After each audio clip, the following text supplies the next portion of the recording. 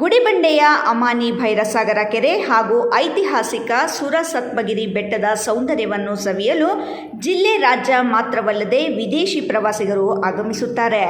ಆದರೆ ಇಲ್ಲಿಗೆ ಬರುವ ಪ್ರವಾಸಿಗರಿಗೆ ಕನಿಷ್ಠ ಮೂಲಸೌಕರ್ಯಗಳು ಇಲ್ಲದಿರುವುದು ದುರದೃಷ್ಟಕರ. 1984ರಲ್ಲಿ ಉದ್ಘಾಟನೆಗೊಂಡ ಇಲ್ಲಿನ ಪರಿವೀಕ್ಷಣಾ ಮಂದಿರ ಇಂದಿಗೂ ಅದೇ ಹಳೆಯ ಸ್ಥಿತಿಯಲ್ಲಿದೆ.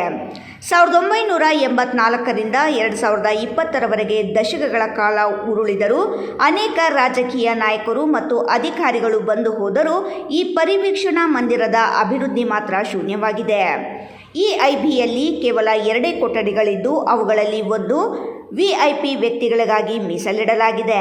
ಮತ್ತೊಂದು ಕೊಠಡಿಯನ್ನು ಸಾಮಾನ್ಯ ಪ್ರಜೆಗಳಿಗಾಗಿ ನೀಡಲಾಗುತ್ತಿದೆ. ಹೆಚ್ಚಿನ ಸಂಖ್ಯೆಯಲ್ಲಿ ಪ್ರವಾಸಿಗರು ಅಥವಾ ಅತಿಥಿಗಳು ಬಂದರೆ ಉಳಿದುಕೊಳ್ಳಲು ಜಾಗವಿಲ್ಲದೆ ಪರದಾಡುವಂತಾಗಿದೆ. ಜಿಲ್ಲೆಯ ಬಾಗೇಪಲ್ಲಿ, ಚಿಂತಾಮಣಿ, ಶಿಡ್ಲಘಟ್ಟ, ಚಿಕ್ಕಬಳ್ಳಾಪುರ ಹಾಗೂ ಗೌರಿಬಿದನೂರು ತಾಲೂಕುಗಳಿಗೆ ಹೋಲಿಸಿದರೆ ಗುಡಿಬಂಡೆ ಅಭಿವೃದ್ಧಿಯಲ್ಲಿ ತೀರಾ ಹಿಂದೆ ಬಿದ್ದಿದೆ. ಇಲ್ಲಿನ ಪ್ರವಾಸಿ ತಾಣಗಳನ್ನು ಸರಿಯಾಗಿ ಅಭಿವೃದ್ಧಿಪಡಿಸಿದರೆ ತಾಲೂಕಿನ ಚಿತ್ರಣವೇ ಬದಲಾಗುತ್ತಿತ್ತು. ಆದರೆ ರಾಜಕೀಯ ಇಚ್ಛಾಶಕ್ತಿಯ ಕೊರತೆಯಿಂದಾಗಿ ಮೂಲಸೌಕರ್ಯಗಳ ವಿಸ್ತರಣೆಯಾಗುತ್ತಿಲ್ಲ. ಗುಡಿಬಂಡೆ ತಾಲೂಕು ಅಭಿವೃದ್ಧಿ ಕಾಣಬೇಕಾದರೆ ಇದು ಪ್ರತ್ಯೇಕ ವಿಧಾನಸಭಾ ಕ್ಷೇತ್ರವಾಗಬೇಕು. ಆಗ ಮಾತ್ರ ಸ್ವತಂತ್ರವಾಗಿ ಅನುದಾನಿಗಳು ಹರಿದು ಬರಲು ಸಾಧ್ಯ ಎನ್ನುವುದು ಸ್ಥಳೀಯರ ಅಭಿಪ್ರಾಯವಾಗಿದೆ. ಸದ್ಯಕ್ಕೆ ಬಾಗೇಪಲ್ಲಿ ಕ್ಷೇತ್ರದ ಭಾಗವಾಗಿರುವ ಗುಡಿಬಂಡೆ ಮುಂದಿನ ದಿನಗಳಲ್ಲಾದರೂ ಅಭಿವೃದ್ಧಿಯ ಪಥದತ್ತ ಸಾಗುತ್ತದೆಯೇ ಎಂದು ಕಾದು ನೋಡಬೇಕಿದೆ. ಏನು ಗುಡಿಬಂಡೆ ಕರ್ನಾಟಕ ರಾಜ್ಯದಲ್ಲಿ ಅತ್ಯಂತ ಒಂದು ಚಿಕ್ಕ ತಾಲೂಕು ಹಾಗೂ ಭೌಗೋಳಿಕವಾಗಿ ಹಿನ್ನೆಲೆ ಇರುವಂಥ ಒಂದು ತಾಲೂಕವಾಗಿರೋದ್ರಿಂದ ಗುಡಿಬಂಡೆಗೆ ಸಂಬಂಧಪಟ್ಟಂತೆ ಒಂದು ಪ್ರವಾಸಿ ಮಂದಿರ ಇಲ್ಲದೇ ಇರೋದು ದುಷ್ಟಕರ ಸಂಗತಿ. ಯಾಕೆಂದರೆ 1986ರಲ್ಲಿ ಅಫ್ಸಾಮ್ ರೆಡ್ಡಿ MLA ಆದಾಗ ಕಟ್ಟಿರುವಂತಹ ಒಂದು ಇದೇ ಪ್ರೇಕ್ಷಣಾ ಮಂದಿರ ಅಂತ ಗುಡಿಬಂಡೆದು IB ಆಗಿರ್ಬೋದು. ಆವತ್ತು ಮಾಡಿರುವಂತಹ ಒಬ್ಬ ಅಫ್ಸಾಮ್ ರೆಡ್ಡಿ MLA ಶಾಸಕರಾದ ಮೇಲೆ ಕಟ್ಟಿರುವಂಥ ಒಂದು ಬಿಲ್ಡಿಂಗ್ ಬಿಟ್ಟರೆ ಅದಕ್ಕೆ ಯಾವುದೇ ರೀತಿಯ ಮತ್ತು ಉನ್ನತೀಕರಣ ಆಗಿರ್ಬೋದು ಮತ್ತು ಹೈಟೆಕ್ ಮಾದರಿಯಲ್ಲಿ ಕಟ್ಟುವುದಕ್ಕೆ ಇಂದಿನ ಜನಪ್ರತಿನಿಧಿಗಳು ನಿರ್ಲಕ್ಷ್ಯ ವಹಿಸ್ತಾ ಇದ್ದಾರೆ. ಕಾರಣ ಏನು ಗೊತ್ತಾಗ್ತಾ ಇಲ್ಲ. ಇಲ್ಲಿ ಸುಮಾರು ಅಮಾನಿ ಭೈರಸಾಗರ ಇದೆ, ಮತ್ತು ಅಮಾನಿ ಇದು ಬೆಟ್ಟ ಇದೆ, ಸುರಸತ್ಮಗಿರಿ ಬೆಟ್ಟ ಇದೆ, ಮತ್ತು ಇಲ್ಲೇ ವಾಡದಸ್ಥಳ್ಳಿ ಹತ್ರ ಒಂದು ಈಗ ಪ್ರವಾಸಿ ತಾಣ ಮಾಡ್ತಾಯಿದ್ದಾರೆ, ಮತ್ತು ಹೆಲ್ಲೋಡಿಗೆ ಸಂಬಂಧಪಟ್ಟ ಆದಿನಾರಾಯಣ ಸ್ವಾಮಿ ಬೆಟ್ಟ ಇದೆ.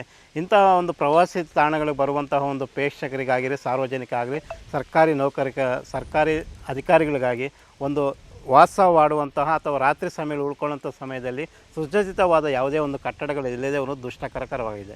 ಏಕೆಂದರೆ ನೀವೇ ನೋಡ್ತಾ ಇದ್ದೀವಿ, ಇಲ್ಲಿ ಒಂದು ರೂಮ್ 2 ರೂಮ್ ಬಿಟ್ಟರೆ ಯಾವುದೇ ಇಲ್ಲ ಇಲ್ಲಿ ನಮ್ಮ ಪ್ರವಾಸಿ ಮಂದಿರದಲ್ಲಿ. ಆದ್ದರಿಂದ ಕೂಡಲೇ ಇದನ್ನು ಹೈಟೆಕ್ ಮಾದರಿಯಲ್ಲಿ ಒಂದು ಪ್ರವಾಸಿ ಮಂದಿರವನ್ನು ಮಾಡಬೇಕಂತ ನಾವು ಒತ್ತಾಯ ಮಾಡ್ತಾಯಿದ್ವಿ. ಅದೇ ಥರವಾಗಿ ಈಗ 2 ಕೊಠಡಿಗಳು ಇರುವುದರಿಂದ ಒಂದು VIPಗೆ ಸಂಬಂಧಪಟ್ಟಂಥ ಒಂದು ರೂಮ್ ವ್ಯವಸ್ಥೆ ಇದೆ ಆ ಕಡೆದು, ಇನ್ನೊಂದು ಬಂದರೆ ಸಾರ್ವಜನಿಕರಿಗೆ ಅಂತ. ಇಲ್ಲಿ ಸಾರ್ವಜನಿಕ ಸುಮಾರು ಜನ ಬರುವುದರಿಂದ ಇಲ್ಲಿ ಸಮಯ ಇದು ಮಾಡೋಕ್ಕೆ ಆಗ್ತಾಯಿಲ್ಲ, ಮತ್ತು ಕೊಡುವುದಕ್ಕೂ ಇಲ್ಲಿ ಸಾಧ್ಯತೆ ಆಗ್ತಾಯಿಲ್ಲ. ಈಗ ಜಾಗ ದಂಡೆ ಆಗಿದೆ, ಜಾಸ್ತಿ ವಿಶಾಲವಾಗಿದೆ. ಆದ್ದರಿಂದ ಕೂಡಲೇ ಇದನ್ನು ಒಂದು ಹೈಟೆಕ್ ಮಾದರಿಯಲ್ಲಿ ಒಂದು ಪ್ರವಾಸಿ ಮಂದಿರ ಮಾಡಬೇಕಂತ ನಾವು ವಿನಂತಿ ಮಾಡ್ತೀವಿ. ಅದೇ ರೀತಿಯಾಗಿ ಬೇರೆ ತಾಲೂಕುಗಳಿಗೆ ಹೋಲಿಕೆ ಮಾಡಿಕೊಂಡ್ರೆ ಸುಮಾರು 10 ಕೊಠಡಿ 20 ಕೊಠಡಿ ಇರುವಂಥ ಒಂದು ತಾಲೂಕುಗಳು ಪ್ರವಾಸಿ ಮಂದಿರದಲ್ಲಿ ಕಾಣ್ತಾಯಿದೆ. ಆದರೆ ನಮ್ಮ ಗುಡಿಬಂಡೆಯಲ್ಲಿ ನಮ್ಮನ್ನು ಆಳುವ ಜನಪ್ರತಿನಿಧಿಗಳು ನಿರ್ಲಕ್ಷ್ಯ ವಹಿಸ್ತಾ ಇದ್ದಾರೆ. ಇದಕ್ಕೆ ಉದಾಹರಣೆಯಾಗಿ ನಮ್ಮ ಗೌರಿಬಿದನೂರಲ್ಲಿ ಒಂದು ಪ್ರವಾಸಿ ಮಂದಿರ ಆಗಿರ್ಬೋದು, ಈಗ ಚಿಂತಾಮಣಿಲಿ ನೀವು ನೋಡ್ತಾ ಇದ್ದೀರಾ, ಬಾಗೇಪಲ್ಲಿಯಲ್ಲಿ ನೀವು ನೋಡ್ತಾ ಇದ್ದೀರಾ. ಅದೇ ರೀತಿ ನಮ್ಮ ಗುಡಿಬಂಡೆ ಯಾಕೆ ಈ ಥರ ನಿರ್ಲಕ್ಷ್ಯ ವಹಿಸ್ತಾ ಇರೋದು ನಮಗೆ ಅರ್ಥ ಆಗ್ತಾಯಿಲ್ಲ ಅಂತ ಒಂದು ನಮ್ಮ ಮಹೇಶ್, ರಾಯಲ್ಸ್ ಕನ್ನಡ, ಗುಡಿಬಂಡೆ.